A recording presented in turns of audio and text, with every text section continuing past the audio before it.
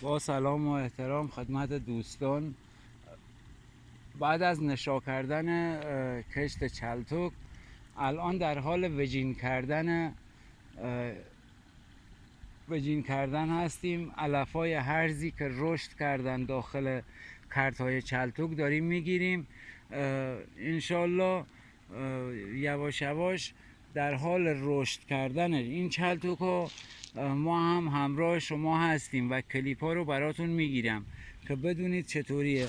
علف هرز مثل این الان که رشد میکنه، مثل این که بغل این چلتوک هست، باید گرفته بشه و داخل این چلتوک ها باید گشت و گذاری داشته باشیم، به خاطر اینکه هم علفای هرز رو میگیریم، هم برای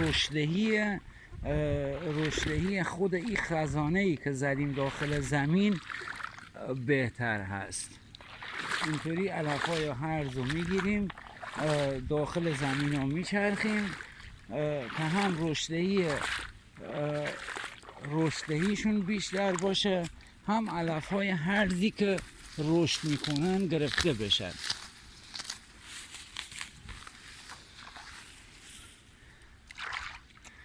کار ما به صورت سنتی هست، دوستان توجه کنن، کار ما به صورت سنتی هست، فیک نیست، دروغ نیست، فقط برای ویو گرفتن باشه. کل کاری که انجام میدیم واقعا دقیق و حساب شده باید انجام بشه.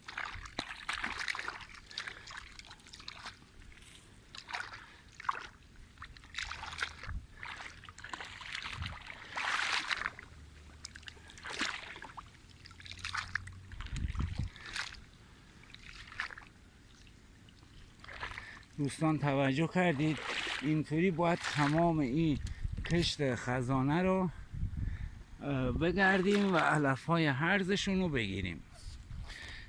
تا کلیپ بعدی، به امید دیدار.